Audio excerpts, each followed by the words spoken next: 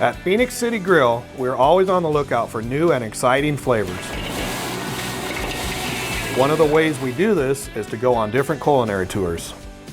Join us this time as we head to Kentucky to check out the Kentucky Bourbon Trail.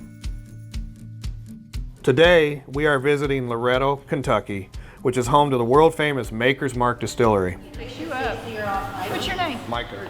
Micah? My name's Aggie. Very good to meet you. Thank you for taking the time. The first leg of the tour was a lot of history, and we were able to walk a lot of areas of the grounds and see the beautiful buildings. And then they took us immediately into the actual distillation house.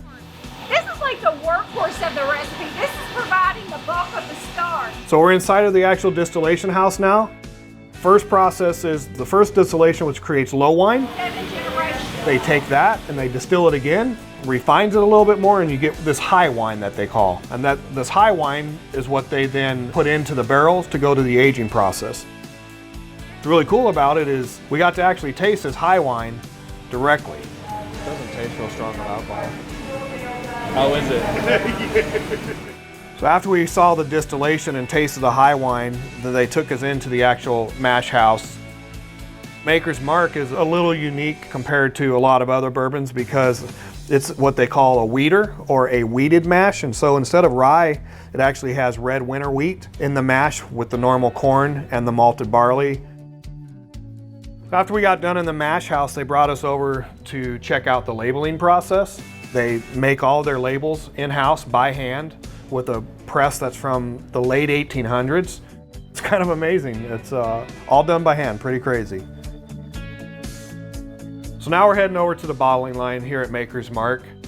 They hand dip every single bottle into their red wax, and it really truly is done by hand, one bottle at a time.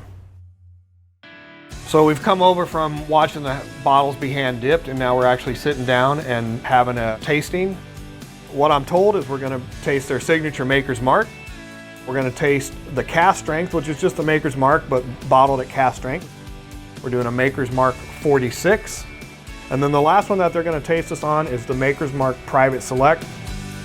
The highlight of a Maker's Mark tour is that you get to hand dip your own bottle at the end of the tour. Back out, set it on its side. Try it at least a couple of turns and then set In addition to that, my Ambassador bottle was ready, and so I was able to hand dip those bottles as well.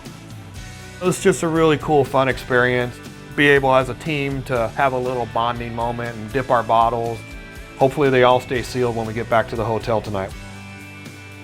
Be sure to join us as we pay visit to Jim Beam on the next episode of Phoenix City Grill's Kentucky Taste Tour.